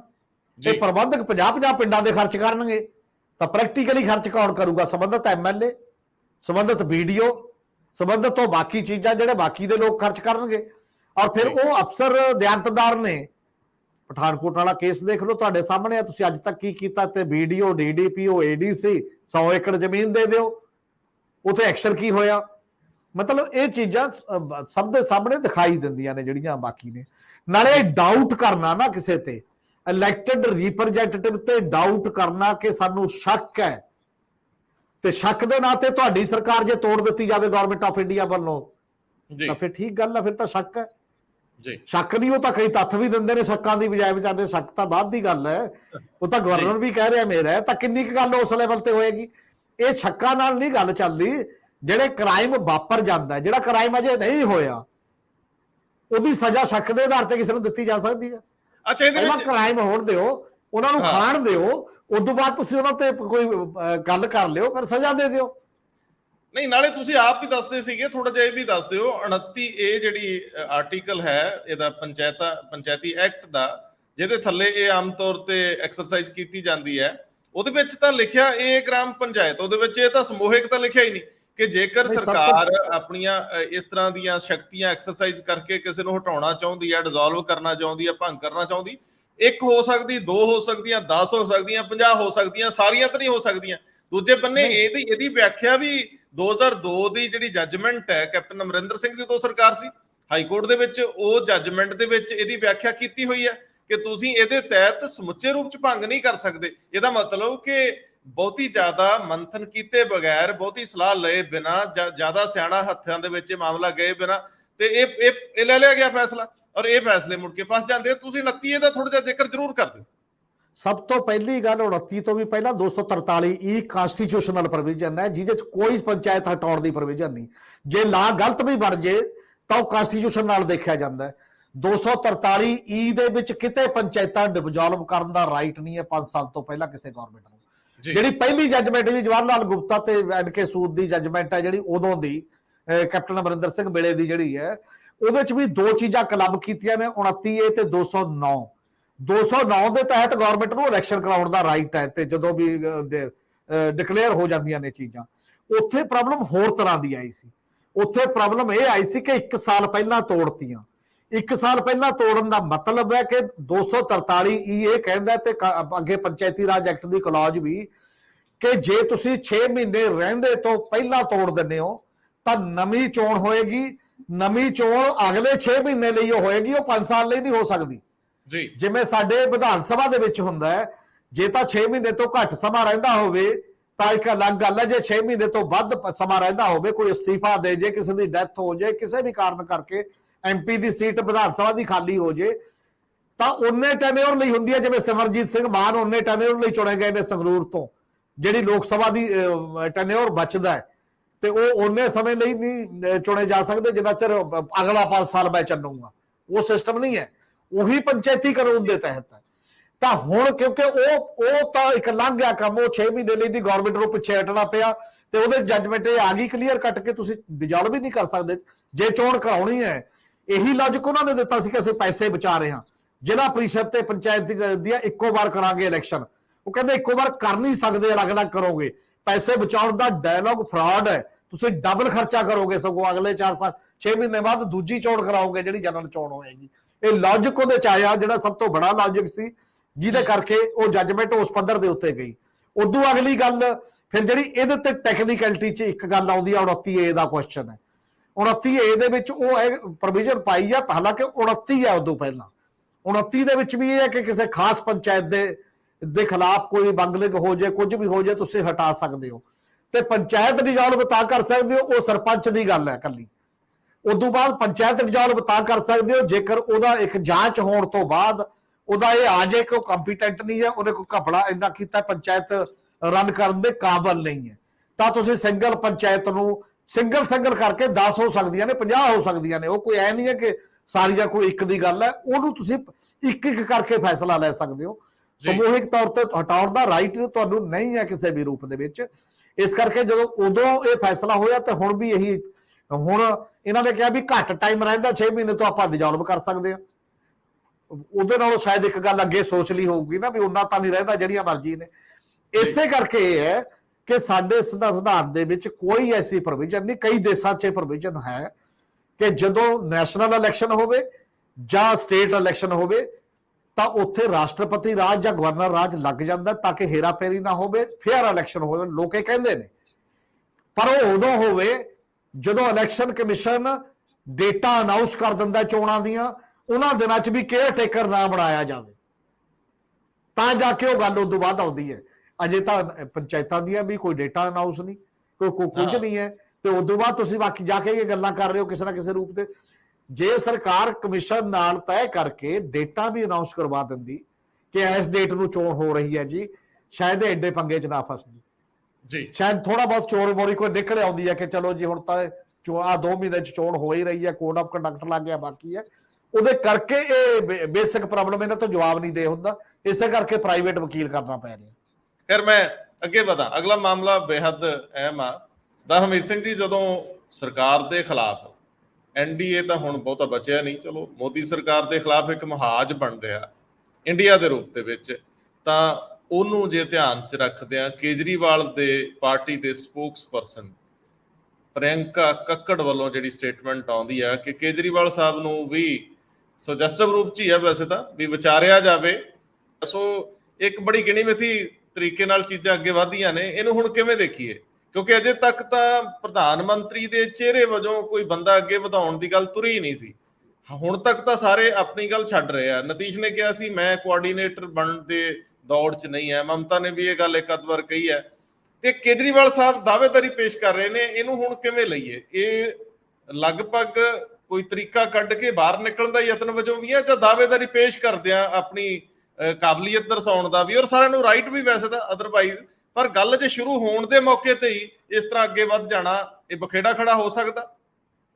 ਵੈਸੇ ਤਾਂ ਹਰ ਪੋਲੀਟੀਸ਼ੀਅਨ ਐਂਬੀਸ਼ੀਅਸ ਹੁੰਦਾ ਹੈ ਕਿ ਉਹਦੀ ਖਾਹਿਸ਼ ਹੁੰਦੀ ਹੈ ਮੈਂ ਵੱਡੇ ਤੋਂ ਵੱਡਾ ਬਣਾ, ਪਰ ਕੇਜਰੀਵਾਲ ਸੁਪਰ ਐਂਬੀਸ਼ੀਅਸ ਆਦਮੀ ਹੈ ਸ਼ੁਰੂ ਤੋਂ ਲੈ ਕੇ। ਜਦੋਂ ਤੁਸੀਂ ਪੋਲਿਟਿਕਸ ਦਾ ਮਾਹੌਲ ਦੇਖਦੇ, ਅੰਨਾ ਦੀ ਮੂਵਮੈਂਟ ਤੋਂ ਲੈ ਕੇ ਲਗਾਤਾਰ ਚੀਫ ਮਿਨਿਸਟਰ, ਫਿਰ ਇੱਥੇ ਪੰਜਾਬ ਦੇ ਵਿੱਚ ਵੀ ਇੰਨਾ ਰੌਲਾ ਪੈਂਦਾ ਤਾਂ ਉਹਨਾਂ ਨੇ ਕਦੇ ਡਿਨਾਈ ਨਹੀਂ ਕੀਤਾ ਪਹਿਲਾਂ ਪਿਛਲੇ ਵਾਰੀ ਵੀ ਉਹ ਆਪ ਵੀ ਬਣ ਸਕਦੇ ਨੇ ਚੀਫ ਮਿਨਿਸਟਰ। ਪਿਛਲੀ ਸਰਕਾਰ ਜਦੋਂ ਆਪੋਜੀਸ਼ਨ 'ਚ ਸੀਗਾ ਤੇ ਲੱਗਦਾ ਸੀ ਸ਼ਾਇਦ ਉਹ ਤਾਂ ਪੰਜਾਬੀਆਂ ਦਾ ਮੂਡ ਦੇਖ ਕੇ ਵੀ ਨਹੀਂ ਤੁਹਾਨੂੰ ਵੋਟਾਂ ਨਹੀਂ ਪਾਈਆਂ, 20 ਰਹਿ ਗਏ ਤੇ ਇਸ ਲਈ ਆਏ ਨਹੀਂ ਪੈਣਗੀਆਂ, ਪੰਜਾਬ ਦਾ ਹੀ ਕੋਈ ਚਿਹਰਾ ਚਾਹੀਦਾ ਹੋਏਗਾ ਨਹੀਂ ਤਾਂ ਤੁਹਾਨੂੰ ਨਹੀਂ ਪਾਉਣਗੇ। ਤਾਂ ਜਾ ਕੇ ਭਗਵੰਤ ਮਾਨ ਉਹਨਾਂ ਦਾ ਤੁੱਕਾ ਲੱਗ ਗਿਆ, ਨਹੀਂ ਤਾਂ ਹੋਰ ਬਹੁਤ ਲੱਭ ਰਹੇ ਸੀ ਪੰਜਾਬ ਦੇ ਚਿਹਰੇ ਵੀ ਜਿਹੜੇ ਉਸ ਲੈਵਲ ਤੇ। ਪਰ ਕੇਜਰੀਵਾਲ ਉਹਨਾਂ ਨੇ ਇੱਕ ਮਿਸ਼ਨ ਭਾਰਤ ਵੀ ਤੋਰਿਆ ਦੇ ਪਿਛਲੇ ਸਮੇਂ ਦੇ ਵਿੱਚ, ਥੋੜੇ ਮਹੀਨੇ ਹੀ ਹੋਏ ਨੇ ਅਜੇ, ਤੇ ਉਹਦੇ ਚ ਤਿਰੰਗਾ ਯਾਤਰਾਵਾਂ ਬਾਕੀ ਸਾਰੇ ਕਿਤੇ ਪੂਰੇ ਦੇਸ਼ 'ਚ, ਔਰ ਇਹ ਆਪਦੇ ਆਪ ਨੂੰ ਪੇਸ਼ ਕੀਤਾ ਸੀ ਕਿ ਮੋਦੀ ਦੇ ਮੁਕਾਬਲੇ ਇੱਕੋ ਇੱਕ ਬੰਦਾ ਇਸ ਦੇਸ਼ ਦੇ ਵਿੱਚ ਜਿਹੜਾ ਖੜਾ ਹੈ ਉਹ ਕੇਜਰੀਵਾਲ। ਔਰ ਉਹਨਾਂ ਨੇ ਇੱਕ ਵਾਰ ਟਰਾਈ ਵੀ ਕੀਤੀ, ਉੱਥੇ ਜਾ ਕੇ ਖੜੇ ਵੀ ਹੋ ਗਏ ਸੀ ਨਰਿੰਦਰ ਮੋਦੀ ਦੇ ਖਿਲਾਫ 2014 ਚ ਬਨਾਰਸ ਜਾ ਕੇ ਕਿ ਮੈਂ ਪੈਰਲਲ ਚੁਣੌਤੀ ਦਿੰਦਾ। ਜਿਵੇਂ ਉਹਨਾਂ ਨੂੰ ਲੱਗ ਰਿਹਾ ਸੀ ਵੀ ਜਿਵੇਂ ਸ਼ੀਲਾ ਦੀਕਸ਼ਿਤ ਨੂੰ ਐਜ ਏ ਚੀਫ ਮਿਨਿਸਟਰ ਟੱਕਰ ਦਿੱਤੀ, ਜਿੱਤ ਗਏ, ਉਹਨਾਂ ਨੂੰ ਲੱਗਦਾ ਸੀ ਸ਼ਾਇਦ ਹਵਾ ਇੰਨੀ ਚੱਲ ਪਈ ਆ ਪੂਰੇ ਦੇਸ਼ ਦੇ ਵਿੱਚ ਕਿ ਉਦੋਂ ਹਰਾ ਕੇ ਆਪਾਂ ਪ੍ਰਾਈਮ ਮਿਨਿਸਟਰ ਦੇ ਕੈਂਡੀਡੇਟ ਵੀ ਬਣ ਸਕਦੇ ਹਾਂ। ਪਰ ਹਾਲਾਤ ਉਦੋਂ ਨਹੀਂ ਬਣੇ। ਹੁਣ ਹਾਲਾਂਕਿ ਇਹ ਗੱਲ ਵੀ ਸਾਡੇ ਸਾਹਮਣੇ ਆ ਰਹੀ ਹੈ ਕਿ ਉਹ ਦਿੱਲੀ 'ਚ ਹੀ ਬਹੁਤ ਉਲਝੇ ਹੋਏ ਨੇ ਸਟੇਟ ਪੋਲਿਟਿਕਸ ਦੇ ਵਿੱਚ ਹੀ, ਤੇ ਆਲੇ ਦੁਆਲੇ ਵੀ, ਪਰ ਫਿਰ ਵੀ ਜਾਂਦੇ ਨੇ ਓਵਰਆਲ ਵੱਖ-ਵੱਖ ਥਾਵਾਂ ਤੇ ਜਾ ਕੇ ਹਰ ਕਿਤੇ ਦੇਸ਼ ਨਾਲ ਵਾਅਦਾ ਕਰ ਰਹੇ ਨੇ ਜਿਵੇਂ ਸਿੰਗਲ ਪਾਰਟੀ ਲੀਡਰ ਹੁੰਦਾ ਕਿ ਕੇਜਰੀਵਾਲ ਦਾ ਗਰੰਟੀ ਹੈ, ਇਹ ਕੇਜਰੀਵਾਲ ਦੀ ਗਰੰਟੀ ਹੈ ਸੈਂਟਰਲ ਲੀਡਰ ਦੀ ਤਰ੍ਹਾਂ। ਮੇਰੇ ਖਿਆਲ ਜਿਵੇਂ ਨਰਿੰਦਰ ਮੋਦੀ ਕਰ ਰਹੇ ਨੇ, ਮੋਦੀ ਦੀ ਗਰੰਟੀ ਹੈ, ਉਵੇਂ ਕੇਜਰੀਵਾਲ ਦੀ ਗਰੰਟੀ ਹੈ। ਸ਼ਾਇਦ ਹੋਰ ਲੀਡਰ ਐ ਗਰੰਟੀਆਂ ਨਹੀਂ ਵੰਡਦੇ, ਉਹ ਪਾਰਟੀ ਦੀ ਗਰੰਟੀ ਕਹਿੰਦੇ ਨੇ ਘੱਟੋ ਘੱਟ, ਜਾਂ ਬਾਕੀ ਦੀਆਂ ਜਿਹੜੀਆਂ ਚੀਜ਼ਾਂ ਨੇ, ਜਾਂ ਲੋਕਲ ਚੀਫ ਮਿਨਿਸਟਰ ਜਿਹਨੂੰ ਬਣਾਉਣਾ ਜਾਂ ਉਹਨਾਂ ਦੀਆਂ ਕਹਿੰਦੇ ਨੇ। ਇਹ ਗੱਲ ਤਾਂ ਸਾਹਮਣੇ ਦਿਖਾਈ ਦੇ ਰਹੀ ਹੈ। ਪਰ ਸਵਾਲ ਇਹ ਹੈ ਕਿ ਇੰਡੀਆ ਅਲਾਇੰਸ ਜਿਹੜਾ ਬਣਿਆ, ਮੇਰੇ ਖਿਆਲ ਅਜੇ ਉਹ ਪ੍ਰਾਈਮ ਮਿਨਿਸਟਰ ਕੌਣ ਹੋਏ ਨਹੀਂ ਇਹ ਏਜੰਡੇ ਤੇ ਹੈ ਹੀ ਨਹੀਂ। ਹਜੇ ਤਾਂ ਉਹਦਾ ਕਨਵੀਨਰ ਵੀ ਕੌਣ ਹੋਵੇ ਇਹ ਵੀ ਫੈਸਲਾ ਹੋਣਾ ਹੈ, ਮਤਲਬ ਉਹਨੂੰ ਕੋਆਰਡੀਨੇਟ ਕਰਨ ਲਈ ਮੀਟਿੰਗਾਂ ਕੌਣ ਬਣਾਵੇ, ਉਹਦੇ ਤੇ ਵੀ ਜਿਹੜੇ ਮੈਚੁਰ ਲੀਡਰਸ਼ਿਪ ਹੈ ਸ਼ਾਇਦ ਉਹ ਇਹ ਕਹਿ ਰਹੀ ਹੈ ਕਿ ਨਹੀਂ ਪਹਿਲਾਂ ਹੀ ਇਹਨਾਂ ਪੰਗਿਆਂ 'ਚ ਨਾ ਪਾਓ, ਆਪਾਂ ਏਜੰਡਾ ਤਿਆਰ ਕਰੋ। ਉਹ ਜਿਹੜਾ ਮਿਨੀਮਮ ਏਜੰਡਾ ਹੋਏਗਾ ਉਹਦੇ ਤੇ ਲੜਿਆ ਜਾ ਸਕਦਾ। ਲੜਨ ਤੋਂ ਬਾਅਦ ਵੀ ਤਾਂ ਪ੍ਰਾਈਮ ਮਿਨਿਸਟਰ ਦਾ ਦੇਖਿਆ ਜਾ ਸਕਦਾ ਕੌਣ ਹੈ। ਜ਼ਰੂਰੀ ਥੋੜੀ ਹੈ ਇੰਡੀਆ ਜਿਹੜਾ ਅਲਾਇੰਸ ਹੈ ਕੋਈ ਪ੍ਰਾਈਮ ਮਿਨਿਸਟਰ ਜ਼ਰੂਰ ਐਲਾਨੇ, ਬਲਕਿ ਉਹ ਇਹ ਤੋਂ ਬਚ ਰਹੇ ਨੇ ਕਿ ਜਿਹੜੀ ਬਾਈਨਰੀ ਰਾਹੁਲ ਗਾਂਧੀ ਤੇ ਮੋਦੀ ਦੇ ਦਰਮਿਆਨ ਹੁੰਦੀ ਸੀ, ਫਿਰ ਸਾਰਾ ਏਜੰਡਾ ਖਿੰਡ ਜਾਂਦਾ, ਉਹ ਦੋ 'ਚ ਕੰਪੀਟੀਸ਼ਨ ਹੁੰਦਾ, ਉਹਦੇ ਮੁਕਾਬਲੇ ਕੰਪੈਰੇਟਿਵਲੀ ਨਰਿੰਦਰ ਮੋਦੀ ਡੋਮੀਨੇਟ ਕਰਦੇ ਨੇ ਉਸ ਇੱਕ ਮਾਮਲੇ 'ਚ ਐਜ ਏ ਪਰਸਨੈਲਿਟੀ। ਤਾਂ ਉਹਦੀ ਕਾਟ ਦੇ ਤੌਰ ਤੇ ਤਾਂ ਉਹ ਆਪਣੇ ਸਲੋਗਨ ਆਪਣਾ ਤਰੀਕਾ ਲੱਭ ਰਹੇ ਨੇ। ਈਵਨ ਰਾਹੁਲ ਗਾਂਧੀ ਨੇ ਵੀ ਕਈ ਵਾਰ ਕੀਤਾ, ਜਿਹਨੂੰ ਤਾਂ ਵਾਰ-ਵਾਰ ਕਿਹਾ ਜਾਂਦਾ ਜਿਹੜੀ ਸਭ ਤੋਂ ਬੜੀ ਪਾਰਟੀ ਹੈ ਐਜ ਏ ਸਿੰਗਲ। ਤੁਸੀਂ ਮੋਰਲੀ ਤੇ ਐਥੀਕਲੀ ਵੀ ਜੇਕਰ ਦੇਖੋਗੇ ਤੇ ਬਾਕੀ ਚੀਜ਼ਾਂ 'ਚ ਇੱਕ ਦੀ ਹੁਣ ਵੀ ਜੇਕਰ ਲਾਈਏ ਅਗਲੀਆਂ ਚੋਣਾਂ ਹੋਣਗੀਆਂ ਪਤਾ ਨਹੀਂ, ਦੋ ਵੱਡੀਆਂ ਸਟੇਟਾਂ ਉਹ ਨੇ, ਤੀਜੀ ਕਰਨਾਟਕ ਵੱਡੀ ਸਟੇਟ ਹੈ, ਤੇ ਫਿਰ ਹਿਮਾਚਲ ਹੈ, ਤੇ ਕਿੰਨੀ ਜਗ੍ਹਾ ਸਰਕਾਰਾਂ ਨੇ ਤੇ ਕਿੰਨੇ ਐਮਪੀ ਨੇ, ਤੇ ਪੂਰੇ ਕੰਟਰੀ ਦੇ ਵਿੱਚ ਇੱਕ ਪਾਰਟੀ ਦਾ ਸੈਟਅਪ ਵੀ ਹੈ, ਮੁਕਾਬਲਤਾ ਜਿਹੋ ਜਿਹਾ ਮਰਜ਼ੀ ਹੋਵੇ ਉਸ ਲੈਵਲ ਦੇ ਉੱਤੇ। ਤੁਸੀਂ ਪ੍ਰਾਈਮ ਮਿਨਿਸਟਰ ਦਾ ਕੈਂਡੀਡੇਟ ਆਪਣੇ ਆਪ ਨੂੰ ਕਿਵੇਂ ਉਹਦੇ 'ਚ, ਇਹ ਕੋਈ ਯੂਨਾਈਟਿਡ ਫਰੰਟ ਦੀ ਅਜੇ ਗਵਰਨਮੈਂਟ ਨਹੀਂ ਹੈ ਵੀ ਜਿਹਦਾ ਤੁੱਕਾ ਜਦੋਂ ਮਰਜ਼ੀ ਲੱਗ ਗਿਆ ਉਵੇਂ ਹੋ ਜੇ। ਮੇਰਾ ਖਿਆਲ ਹੈ ਕਿ ਜੇ ਇਹਨਾਂ ਨੇ ਸਹੀ ਤਰੀਕੇ ਨਾਲ ਚੱਲਣਾ ਤਾਂ ਇਹੋ ਜਿਹੀਆਂ ਚੀਜ਼ਾਂ ਤੋਂ ਘੁੰਤਰਬਾਜ਼ੀ ਤੋਂ ਗੁਰੇਜ਼ ਕਰਨ ਦੀ ਲੋੜ ਹੁੰਦੀ ਹੈ। ਪਰ ਸ਼ਾਇਦ ਕੋਈ ਨਾ ਕੋਈ ਫਾਇਦਾ ਵੀ ਹੋ ਜਾਂਦਾ ਹੈ। ਲੋਕ ਕਹਿੰਦੇ ਨੇ ਵੀ ਜਿਹੜਾ ਪਹਿਲਾਂ ਹੀ ਆਪਦੇ ਆਪ ਨੂੰ ਕੈਂਡੀਡੇਟ ਕਰਦਾ ਕਦੇ ਉਹਦੇ ਤੇ ਗੁਣਾ ਫੁੱਟ ਜਾਂਦਾ, ਕੋਈ ਪਤਾ ਨਹੀਂ ਹੁੰਦਾ, ਤੇ ਸ਼ਾਇਦ ਇਹੋ ਜਿਹੀ ਕੋਈ ਗੱਲ ਹੋ ਜੇ। ਇਹ ਕੋਈ ਨਾ ਕੋਈ ਤਰੀਕਾ ਹੋਏਗਾ, ਪਰ ਦੇਖੋ ਕਿਸ ਤਰੀਕੇ ਨਾਲ ਚੱਲਦਾ ਹੈ, ਉਹਦੇ 'ਚ ਕੋਈ ਫੈਸਲਾ ਹੁੰਦਾ ਨਹੀਂ ਹੁੰਦਾ, ਜਾਂ ਅਜੇ ਜਿਹੜਾ ਸਪੋਕਸਪਰਸਨ ਦਾ ਬਿਆਨ ਹੈ ਉੱਤੇ ਕੇਜਰੀਵਾਲ ਆਪ ਕੋਈ ਰਿਐਕਟ ਕਰਦੇ ਨੇ ਜਾਂ ਨਹੀਂ, ਜਾਂ ਕੋਈ ਉਹਨਾਂ ਦਾ ਹੋਰ ਸੀਨੀਅਰ ਬੰਦਾ ਕਰਦਾ ਜਾਂ ਨਹੀਂ। ਜਿਵੇਂ ਤੁਹਾਡੇ ਸਾਹਮਣੇ ਹੈ ਕਿ ਦਿੱਲੀ ਦੇ ਵਿੱਚ ਅਲਕਾ ਲਾਂਬਾ ਨੇ ਬਿਆਨ ਦਿੱਤਾ ਸੀ ਪੰਜਾਬ ਦੇ ਬਾਰੇ, ਤੇ ਦਿੱਲੀ ਦੇ ਬਾਰੇ ਦਿੱਤਾ ਸੀ ਖਾਸ ਤੌਰ ਤੇ ਕਿ ਅਸੀਂ ਇੰਡੀਪੈਂਡੈਂਟ ਲੜਾਂਗੇ। ਉਹਨਾਂ ਨੇ ਉਹਨਾਂ ਨੂੰ ਪੈਸੀਫਾਈ ਕੀਤਾ ਫਿਰ ਵੀ ਨਹੀਂ, ਇਹ ਫੈਸਲੇ ਉੱਪਰਲੀਆਂ ਕਮੇਟੀਆਂ ਦੇ ਵਿੱਚ ਹੁੰਦੇ ਨੇ, ਅਜੇ ਕੋਈ ਫੈਸਲਾ ਨਹੀਂ ਹੈ, ਅਜੇ ਅਸੀਂ ਦੇਖਾਂਗੇ, ਅਜੇ ਸਾਡੇ, ਤਾਂ ਕਿ ਪਹਿਲਾਂ ਹੀ ਰਫੜ ਨਾ ਪੈ ਜੇ ਕਿਸੇ ਨਾ ਕਿਸੇ ਰੂਪ ਵਿੱਚ। ਮਤਲਬ ਇਹ ਜਦੋਂ ਚੁੱਪ ਵੀ ਵੱਟ ਲਈ ਜਾਵੇ, ਮੰਨ ਹੀ ਲਿਆ ਜਾਂਦਾ ਕਿ ਹਾਂ ਬਈ ਮੂਕ ਸਹਿਮਤੀ ਤਾਂ ਹੈਗੀ ਆ, ਪਿੱਛੋਂ ਹੀ ਡਾਇਰੈਕਸ਼ਨ ਆਈ ਸੀਗੀ ਵੀ ਕਹਿ ਦਿਓ ਗੱਲ। ਕਈ ਵਾਰੀ ਇਹ ਵੀ ਹੁੰਦਾ ਸਰਦਾਰ ਹਰਮੀਤ ਸਿੰਘ ਜੀ ਕਿ ਜਦੋਂ ਪਿਛਲੀਆਂ ਮੀਟਿੰਗਾਂ ਦੇ ਵਿੱਚ ਉਨੀ ਤਵੱਜੋ ਨਾ ਮਿਲੀ ਹੋਵੇ ਤਾਂ ਬੰਦਾ ਨੌਕ ਵੀ ਕਰਦਾ ਹੈ ਕਿ ਮੈਂ ਹੁਣ ਆ, ਮੈਂ ਹੈਗਾ ਵੀ, ਮੈਨੂੰ ਇਗਨੋਰ ਨਾ ਕਰੋ। ਅਗਲੇ ਮੁੱਦੇ ਤੇ ਚੱਲਦੇ ਜੁੜਿਆ ਇਹਦੇ ਨਾਲ ਹੀ ਆ। ਮੈਨੂੰ ਥੋੜੀ ਜਿਹੀ ਹੈਰਾਨੀ ਹੋਈ, ਵੈਸੇ ਤਾਂ ਆਮ ਤੌਰ ਤੇ ਜਿੱਥੇ ਕਾਂਗਰਸ ਉੱਥੇ ਅਕਾਲੀ ਦਲ ਦੀ ਕੋਈ ਜਗ੍ਹਾ ਨਹੀਂ ਬਣਦੀ ਹੈ। ਆਮ ਤੌਰ ਤੇ ਕਿਹਾ ਜਾਂਦਾ ਕਿ ਰਵਾਇਤੀ ਵਿਰੋਧੀ ਨੇ, ਪਰ ਰਵਾਇਤੀ ਵਿਰੋਧੀ ਇਹ ਉਨੀ ਦੇਰ ਜ਼ਿਆਦਾ ਸੀਗੇ ਤਿੱਖੇ ਰੂਪ 'ਚ ਜਿੰਨੀ ਦੇਰ ਕੋਈ ਤੀਜੀ ਧਿਰ ਨਹੀਂ ਸੀ, ਕਿਉਂਕਿ ਇਹ ਕਹਿੰਦੇ ਸੀ, ਲੜਦੇ ਸੀ, ਇਹਨਾਂ ਦਾ ਇੱਕ ਦੂਜੇ ਨਾਲ ਮੁਕਾਬਲਾ ਸੀ। ਹੁਣ ਇਹਨਾਂ ਦੋਨਾਂ ਨੂੰ ਧਾਰਾਸ਼ਾਹੀ ਕਰਤਾ, ਇਹਨਾਂ ਨੂੰ ਨਿਸਲ ਕਰਤਾ ਆਮ ਆਦਮੀ ਪਾਰਟੀ ਨੇ। ਸੋ ਮੈਨੂੰ ਲੱਗਦਾ ਉਨੀ ਦੁਸ਼ਮਣੀ ਤਾਂ ਰਹੀ ਨਹੀਂ, ਪਰ ਫਿਰ ਵੀ ਜਿਸ ਤਰ੍ਹਾਂ ਦੀ ਖਬਰ ਆ ਰਹੀ ਹੈ, ਸਵੇਰ ਤੋਂ ਹੀ ਚੱਲ ਰਹੀ ਹੈ ਕਿ INDIA ਦੇ ਗੱਠਜੋੜ ਵੱਲੋਂ ਕੁਝ ਲੋਕਾਂ ਨੇ ਅਕਾਲੀ ਦਲ ਦੀ ਲੀਡਰਸ਼ਿਪ ਨੂੰ ਅਪਰੋਚ ਕੀਤਾ ਕਿ ਤੁਸੀਂ ਵੀ ਨਾਲ ਆ ਜਾਓ। ਤੋ ਇਹ ਬੜੀ ਦਿਲਚਸਪ ਜੀ ਗੱਲ ਆ ਵੀ ਉਹ ਨਤੀਸ਼ ਜੀ ਨੇ ਕੀਤਾ ਹੈ ਜਾਂ ਸ਼ਰਦ ਪਵਾਰ ਜੀ ਨੇ ਕੀਤਾ ਹੈ, ਇਹ ਸਵਾਲ ਤਾਂ ਉੱਠਦੇ ਰਹਿਣਗੇ। ਕਿਉਂਕਿ ਵਿਰਸਾ ਸਿੰਘ ਵਲਟੋਆ ਕਹਿ ਰਹੇ ਸੀ, ਭੁੰਦੜ ਸਾਹਿਬ ਵੀ ਕਹਿ ਰਹੇ ਸੀ ਕਿ ਵੀ ਇਹ ਤਾਂ ਵਿਚਾਰਿਆ ਜਾਣਾ ਮਸਲਾ ਹੈ, ਵੀ ਅਸੀਂ ਕਾਂਗਰਸ ਨਾਲ ਤਾਂ ਜਾ ਹੀ ਨਹੀਂ ਸਕਦੇ। ਪਰ ਇੱਥੇ ਸਵਾਲ ਇਹ ਖੜਾ ਹੋ ਜਾਂਦਾ ਹੈ, ਕਾਫੀ ਅਹਿਮ ਸਵਾਲ ਹੈ ਕਿ ਜੇ ਸੋਚਿਆ ਵੀ ਜਾਵੇ ਇੱਕ ਪਲ ਲਈ ਤਾਂ ਫਿਰ ਤਾਂ ਪੰਜਾਬ ਪੂਰਾ ਹੀ ਇੱਕ ਛਾਬੇ 'ਚ ਤੁੱਲ ਗਿਆ ਨਾ ਜੀ, ਭਾਰਤੀ ਜਨਤਾ ਪਾਰਟੀ ਨੂੰ ਛੱਡ ਕੇ। ਤੇ ਵੈਸੇ ਦੀ ਸੰਭਾਵਨਾ ਤੁਸੀਂ ਕਿੰਨੀ ਕੁ ਦੇਖਦੇ ਹੋ? ਮੈਨੂੰ ਤਾਂ ਇਹਦੇ 'ਚ ਬਿਲਕੁਲ ਕੋਈ ਪੱਖ ਨਜ਼ਰ ਨਹੀਂ ਆਉਂਦਾ ਵੀ ਇਹ ਨਾਲ ਜਾਣਗੇ। ਦੂਜੇ ਬੰਨੇ ਕਈ ਵਾਰੀ ਛੋਟੀ ਜਿਹੀ ਗੱਲ ਐਡੀ ਵੱਡੀ ਕਰਕੇ ਉਹਦਾ ਫਾਇਦਾ ਵੀ ਹੁੰਦਾ ਵੀ NDA ਨੂੰ ਵੀ ਦੱਸਤਾ ਜਾਵੇ ਕਿ ਸਾਨੂੰ ਅਪਰੋਚ ਕੀਤਾ ਜਾ ਰਿਹਾ, ਸਾਨੂੰ ਐ ਨਾ ਸਮਝੋ ਵੀ ਸਾਡੀ ਕਿਤੇ ਲੋੜ ਹੈ ਨਹੀਂ। ਕੀ ਕਹਿੰਦੇ ਹੋ? ਵੈਸੇ ਮੈਨੂੰ ਲੱਗਦਾ ਅਪਰੋਚ ਕਰਨਾ ਇੱਕ ਹੋਰ ਗੱਲ ਹੁੰਦੀ ਹੈ, ਕੋਈ ਸੱਦਾ ਦੇਣਾ ਤੁਹਾਨੂੰ ਦਿੰਦੇ। ਮੈਨੂੰ ਲੱਗਦਾ ਕਿਸੇ ਮੇਨ ਲੀਡਰ ਦੀ ਅਕਾਲੀ ਦਲ ਦੇ ਲੀਡਰ ਨਾਲ ਗੱਲ ਨਹੀਂ ਹੋਈ ਜਿੰਨੀ ਕਿ ਮੇਰੀ ਲੀਡਰਾਂ ਨਾਲ ਗੱਲ ਹੋਈ ਅਕਾਲੀ ਦਲ ਦੇ। ਉਹਨਾਂ ਦਾ ਕਹਿਣਾ ਸਰਸਰੀ ਨਜ਼ਰੇ ਚੱਲਦੇ, ਕਿਸੇ ਉਹਨਾਂ ਦੇ MP ਨੇ ਕਿਸੇ ਨੇ ਗੱਲ ਕੀਤੀ, ਭੁੰਦੜ ਸਾਹਿਬ ਨਾਲ ਇਕੱਠੇ ਵੀ ਰਹੇ ਹੋਣਗੇ ਕਈ ਵਾਰ ਰਾਜ ਸਭਾ 'ਚ ਜਾਂ ਬਾਕੀ ਇੱਧਰ ਉੱਧਰ ਗੱਲ ਕਰਕੇ, ਜਿਵੇਂ ਹੋਰ ਸਾਰੀਆਂ ਗੱਲਾਂ ਹੁੰਦੀਆਂ ਸੀ। ਆਏ ਸੀ ਵੀ ਹੁਣ ਤੁਸੀਂ ਵੀ BJP ਦਾ ਤਾਂ ਖਹਿੜਾ ਛੱਡਿਆ ਹੀ ਹੋਇਆ, ਤੁਸੀਂ ਵੀ ਸੋਚ ਲਓ। ਇੱਕ ਆਮ ਸੁਭਾਵਿਕ ਗੱਲ ਕਰਨੀ ਜਿਹੜੀ ਉਹ ਇੱਕ ਅਲੱਗ ਟਾਈਪ ਦੀ ਗੱਲ ਹੁੰਦੀ ਹੈ। ਸੱਦਾ ਜਾਂ ਕੁਝ ਕਿਹਾ ਗਿਆ ਜਾਂ ਉਹ ਇੱਕ ਅਲੱਗ ਗੱਲ ਹੈ, ਉਹ ਜ਼ਿਆਦਾ ਬੜੀ ਖਿੱਚੀ ਗਈ ਸ਼ਾਇਦ। ਜਿੰਨੀ ਗੱਲ ਹੈ ਉਨੀ ਗੱਲ ਨਹੀਂ ਹੈ ਜਿਹਦੇ ਨਾਲ ਉਹ ਗੱਲ ਬਣ ਗਈ। ਮੀਡੀਆ ਜਿਹੜਾ ਉਸ ਲੈਵਲ ਦੇ ਉੱਤੇ ਚਰਚਾ ਕਰਦਾ। ਵੈਸੇ ਵੀ ਪ੍ਰੈਕਟੀਕਲ ਸੈਟਅਪ ਦੇ ਵਿੱਚ ਦਿਖਾਈ ਦਿੰਦਾ ਹੀ ਹੈ ਕਿ ਅਕਾਲੀ ਦਲ ਨਾ ਕੇਵਲ ਇੱਕ ਗੱਲ ਕਰਕੇ ਇਕੱਲਾ ਕਾਂਗਰਸ ਦਾ ਕੁਐਸਚਨ ਹੈ ਕਿ ਕਾਂਗਰਸ ਨਾਲ ਤਾਂ ਜਾ ਹੀ ਨਹੀਂ ਸਕਦੇ, ਉਹ ਮੇਰੇ ਖਿਆਲ ਹੋਰ ਤਰ੍ਹਾਂ ਦਾ ਵਿਚਾਰਨ ਵਾਲਾ ਇੱਕ ਮਾਮਲਾ ਸ਼ਾਇਦ ਉਸ ਲੈਵਲ ਤੇ ਹੋਏਗਾ। ਪੰਜਾਬ ਦੀ ਲੋਕਲ ਕੰਡੀਸ਼ਨ ਦੇ ਮੁਤਾਬਕ ਵੀ ਮਤਲਬ ਜੇ ਹੈ ਉਹ ਸਾਰਾ, ਜੇ ਕਾਂਗਰਸ ਵੀ ਆ, ਆਮ ਆਦਮੀ ਪਾਰਟੀ ਵੀ ਆ, ਸਭ ਇਕੱਠੀਆਂ ਹੁੰਦੀਆਂ ਨੇ ਤਾਂ ਅਕਾਲੀ ਦਲ ਵੀ ਵਿੱਚ ਸ਼ਾਮਲ ਹੁੰਦਾ ਤੇ ਉਹਦੇ ਲਈ ਕੋਈ ਫਿਊਚਰ ਜਾਂ ਕੋਈ ਉਸ ਲੈਵਲ ਦੀ ਗੱਲ ਬਣਦੀ ਨਹੀਂ ਹੈ। ਤੇ ਇਸੇ ਕਰਕੇ ਸ਼ਾਇਦ ਇਸੇ ਕਰਕੇ ਉਹ ਕਹਿ ਰਹੇ ਨੇ, ਭੁੰਦੜ ਸਾਹਿਬ ਵੀ ਕਹਿੰਦੇ ਨੇ ਅਸੀਂ ਤਾਂ ਪੰਜਾਬ ਬਚਾਉਣ ਦੇ ਲਈ ਤਾਂ ਇਕੱਠੇ ਹੋ ਸਕਦੇ ਆ ਕੁਛ ਨਾ ਕੁਛ। ਪਰ ਐਫਰਟ ਕੀ ਹੋ ਰਿਹਾ ਪੰਜਾਬ ਬਚਾਉਣ ਲਈ? ਨਾ ਇਹ ਵੀ ਤਾਂ ਅਕਾਲੀ ਦਲ, ਕਿਹਨੂੰ ਤੁਸੀਂ ਸੱਦਾ ਹੋਰ ਦੇ ਰਹੇ ਹੋ? ਤੁਸੀਂ ਆਪ ਪੰਜਾਬ ਬਚਾਉਣ ਲਈ ਕਿਸੇ ਨੂੰ ਸੱਦਾ ਦੇ ਰਹੇ ਹੋ, ਕਿਸੇ ਹੋਰ ਧਿਰਾਂ ਨੂੰ, ਛੋਟੀਆਂ ਨੂੰ, ਬੜੀਆਂ ਨੂੰ ਕੋਈ ਕੁੱਟ ਕਰ ਰਹੇ ਹੋ? ਤੁਸੀਂ ਦੋਨਾਂ ਲਾਇਸੈਂਸ ਤੋਂ ਬਿਨਾਂ ਕਿਤੇ ਟਰਾਈ ਕਰ ਰਹੇ ਹੋ ਕਿਸੇ ਹੋਰ ਨਾਲ? ਉਹ ਐਫਰਟ ਤਾਂ ਨਹੀਂ ਹੋ ਰਿਹਾ। ਮਤਲਬ ਕਹਿਣ ਦੇ ਤੌਰ ਤੇ ਇੱਕ ਲੌਜਿਕ ਹੈ ਕਿ ਅਸੀਂ ਪੰਜਾਬ ਬਚਾਉਣ ਲਈ ਟਰਾਈ ਕਰਦੇ ਹਾਂ। ਪੰਜਾਬ ਬਚਾਉਣ ਲਈ ਪਹਿਲਾਂ ਅਕਾਲੀ ਦਲ ਬਚਾਉਣ ਦਾ ਕੁਐਸਚਨ ਹੈ, ਪਹਿਲਾਂ ਅਕਾਲੀ ਦਲ ਸੁਧਾਰਨ ਦਾ ਕੁਐਸਚਨ ਹੈ, ਅੱਗੇ ਪੰਜਾਬ ਦੇ ਏਜੰਡੇ ਦਾ ਸਵਾਲ ਹੈ, ਪੰਜਾਬ ਬਚਾਉਣ ਦਾ ਕੁਐਸਚਨ ਹੈ, ਉਹਦੇ ਤੇ ਵੀ ਅੱਗੇ ਕੰਪੇਨ ਕਰਨ ਦੀ ਗੱਲ ਹੈ ਬਾਕੀ ਦੀਆਂ ਪਾਰਟੀਆਂ ਛੋਟੀਆਂ ਮੋਟੀਆਂ। ਪੰਜਾਬ ਬਚਾਉਣ ਦਾ ਮਤਲਬ ਫਿਰ ਬਚਿਆ ਕੀ? ਆਮ ਆਦਮੀ ਪਾਰਟੀ ਤੇ ਕਾਂਗਰਸ ਤੋਂ ਬਿਨਾਂ ਜਿਹੜਾ ਹੋਰ ਸਾਰਾ ਪਾਰਟੀਆਂ ਦਾ ਧੜਾ ਹੈ, ਕੀ ਫਿਰ ਤੁਸੀਂ ਬਾਕੀ ਸਪਰਿੰਟਰ ਅਕਾਲੀ ਦਲਾਂ ਨਾਲ ਅਪਰੋਚ ਕਰ ਰਹੇ ਹੋ? ਕੀ ਕਮਿਊਨਿਸਟਾਂ ਨਾਲ ਵੀ ਕਰ ਰਹੇ ਹੋ? ਜਿੰਨੀ ਕੁ ਵੋਟ ਬਾਕੀ ਉਹ ਉਸ ਲੈਵਲ ਤੇ ਹੈ, ਬਾਕੀਆਂ ਨਾਲ ਵੀ ਕਰ ਰਹੇ ਹੋ? ਕਿਹਦੇ ਨਾਲ ਕਰ ਰਹੇ ਹੋ? ਇਹ ਅਜੇ ਖੁੱਲ੍ਹਾ ਹੀ ਸਵਾਲ ਹੈ। ਨਹੀਂ ਤਾਂ ਇਕੱਲੇ ਬੈਠੇ ਰਹੋਗੇ, ਮੇਰਾ ਖਿਆਲ ਹੈ ਉਹਦੇ ਨਾਲ ਵੀ ਗੱਲ ਨਹੀਂ ਬਣਨੀ। ਕਿਤੇ ਐਕਟਿਵਨੈਸ ਚਾਹੀਦੀ ਹੈ। ਪੰਜਾਬ 'ਚ ਆਪ ਲੜ ਰਹੇ ਹੋਣ, ਵਜੂਦ ਬਣਾਉਣ, ਉਸ ਵਜੂਦ ਦੇ ਹਿਸਾਬ ਤੇ ਲੜਨ, ਫਿਰ ਇੱਕ ਅਲੱਗ ਗੱਲ ਹੋਏਗੀ। ਮਤਲਬ ਸੁਰਖੀ ਵੱਡੀ ਬਣ ਗਈ ਆ। ਦਰਅਸਲ ਵਿੱਚ ਅਜੇ ਉਹਨਾਂ ਕੰਟੈਂਟ ਹੈ ਨਹੀਂ। ਪਰ ਇੱਕ ਸਵਾਲ ਤਾਂ ਹੈ ਨਾ ਜੀ, ਜਿਸ ਵਿਚਾਰਧਾਰਾ ਨਾਲ, ਜਿਸ ਪਾਰਟੀ ਨਾਲ ਇਹਨਾਂ ਦਾ ਪੱਕਾ ਗੱਠਜੋੜ ਹੈ ਹੁਣ ਤੱਕ, ਉਸ ਪਾਰਟੀ ਦੀ ਸੁਪਰੀਮੋ ਨੇ ਤਾਂ ਅੱਜ ਸਵੇਰੇ ਕਹਿਤਾ, ਇੱਕ ਸੀਰੀਜ਼ ਸੀ ਉਹਨਾਂ ਦੀ ਟਵੀਟਸ ਦੀ, ਇੱਕ ਲਗਾਤਾਰ ਉਹਨਾਂ ਨੇ ਟਵੀਟ ਕੀਤੇ ਜਿਹਦੇ ਵਿੱਚ ਉਹਨਾਂ ਕਿਹਾ ਵੀ ਮੈਂ ਤਾਂ NDA ਨਾਲ ਵੀ ਨਹੀਂ ਜਾਣਾ ਤੇ ਨਾ ਮੈਂ ਇੰਡੀਆ ਨਾਲ ਜਾਣਾ। ਸੋ ਇਹ ਵੀ ਸਵਾਲ ਕਾਫੀ ਅਹਿਮ ਆ ਕਿ ਜੇ ਅਕਾਲੀ ਦਲ ਕਿਸੇ ਧਿਰ ਨਾਲ ਜਾਂਦਾ ਹੈ, ਤੁਹਾਡੇ ਨਾਲ ਜਾਂਦਾ ਹੈ, ਤਾਂ ਫਿਰ ਉਹਦਾ ਜਿਹੜਾ ਇੱਥੇ ਗੱਠਜੋੜ ਆ, ਕੀ ਐਕਸੈਪਸ਼ਨ ਆ? ਪੰਜਾਬ ਨੂੰ ਬਾਹਰ ਰੱਖ ਕੇ ਮਾਇਆਵਤੀ ਜਦੋਂ ਕੋਈ ਕਹਿੰਦੇ ਨੇ, ਜਾਂ ਅਕਾਲੀ ਦਲ ਬਸਪਾ ਨੂੰ ਨਾਲ ਲੈ ਕੇ ਹੀ ਕਿਸੇ ਗੱਠਜੋੜ ਦਾ ਹਿੱਸਾ ਹੋਊਗਾ?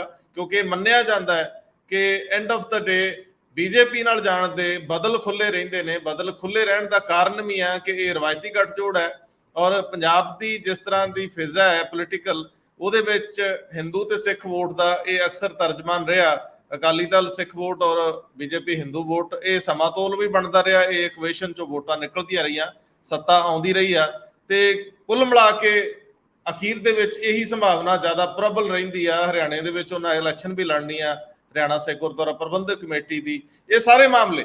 ਸੋ ਇੱਥੇ ਕਿ ਜੇ ਮਾਇਆਵਤੀ ਦੇ ਇਸ ਬਿਆਨ ਨੂੰ ਕਿਸੇ ਤਰਾਜੂ 'ਚ ਰੱਖਣਾ ਬਣਦਾ ਜਾਂ ਇਹ ਇਰਰੈਲੇਵੈਂਟ ਹੈ ਪੰਜਾਬ ਦੇ ਨਜ਼ਰੀਏ ਤੋਂ? ਵੈਸੇ ਤਾਂ ਮਾਇਆਵਤੀ ਨੇ ਜਿਹੜੀ ਗੱਲ ਕੀਤੀ ਹੈ ਮੇਰੇ ਖਿਆਲ ਹੈ ਅੱਜ ਜਿਹੜੇ ਟਵੀਟਾਂ ਦੇ ਰਾਹੀਂ, ਉਹ ਜਿਹੜਾ ਲੌਜਿਕ ਦਿੱਤਾ, ਉਹ ਲੌਜਿਕ ਦੀ ਤਾਂ ਗੱਲ ਕੋਈ ਨਹੀਂ। ਬੀਐਸਪੀ ਬਾਰੇ ਜੋ ਵੀ ਹੈ ਕਿ ਬੀਐਸਪੀ ਨੂੰ ਮੇਰਾ ਖਿਆਲ ਹੈ ਕਿਸੇ ਨਾਲ ਵੀ ਅਲਾਈਅੰਸ ਕਰਨ 'ਚ ਕਦੇ ਕੋਈ ਪ੍ਰੋਬਲਮ ਨਹੀਂ ਰਹੀ। ਇਹ ਪਿਛੋਕੜ ਦੇ ਵਿੱਚ ਬੀਐਸਪੀ ਜਿਹਦੇ ਨਾਲ ਹੱਥੋਂ ਪਾਈ ਇਸ ਹੱਦ ਤੱਕ ਹੋ ਗਈ ਸੀ, ਇੱਕ ਦੂਜੇ ਦੀ ਬੇਇੱਜ਼ਤੀ ਕਰਨ ਤੱਕ, ਸਮਾਜਵਾਦੀ ਪਾਰਟੀ ਨਾਲ ਵੀ ਉਹਨਾਂ ਨੇ ਅਲਾਈਅੰਸ ਕਰਕੇ ਚਲਾਈ ਹੈ। ਫਿਰ ਉਹ ਜਿਹਨੂੰ ਮਨੋਵਾਦੀ ਕਹਿ ਰਹੇ ਸੀ ਸਾਰਿਆਂ ਨੂੰ, ਬੀਜੇਪੀ ਨਾਲ ਵੀ ਉਹਨਾਂ ਨੇ ਸਾਂਝੀ ਸਰਕਾਰ ਯੂਪੀ ਦੇ ਵਿੱਚ ਚਲਾਈ ਹੈ, ਤੇ ਉਹਨਾਂ ਨੇ ਕਾਂਗਰਸ ਨਾਲ ਮਿਲ ਕੇ ਵੀ ਅਲਾਈਅੰਸ ਕੀਤਾ ਹੈ। ਕੋਈ ਪਾਰਟੀ ਬਚੀ ਨਹੀਂ ਜਿਹਦੇ ਨਾਲ ਨਹੀਂ।